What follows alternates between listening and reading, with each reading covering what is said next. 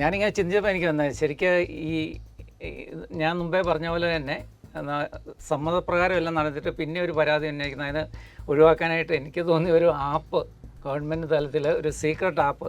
അപ്പം രണ്ടുപേരും അതിൽ ലോഗിൻ ചെയ്തിട്ട് അതിൽ ഫിംഗർ പ്രിൻ്റൊന്നും പോലെ, കാരണം മനക്കി എടുത്തിട്ട് വേണമെങ്കിലും ഫിംഗർ പ്രിൻ്റ് എടുക്കാം. നമ്മുടെ ഐ സ്കാനറൊക്കെ വെച്ചിട്ട് ഒരു പിൻ നമ്പരും ഒക്കെ കൊടുത്തിട്ട് അതിൽ ഇത് ചെയ്യുക. വേറെ ആർക്കും അത് ഓപ്പൺ ചെയ്യാൻ പറ്റില്ല.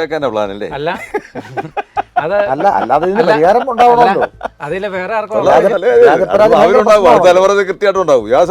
അല്ല ഇതിൽ വേറെ ആർക്കും ഓപ്പൺ ചെയ്യാൻ പറ്റില്ല. കോടതിയിൽ പീഡന പരാതി വന്നാൽ ഒരു ഇത് നോക്കിയിട്ട് ഒരു ഏജൻസി മാത്രം കോടതിക്ക് സീക്രട്ടായിട്ട് കൊടുക്കുക. ഡൈവേഴ്സിന് പോലും ഇത് എടുക്കാൻ പറ്റത്തില്ല. ആ രീതിയിൽ ഒരു സിസ്റ്റം വന്നാലേ ഇത് പരിഹരിക്കപ്പെടും.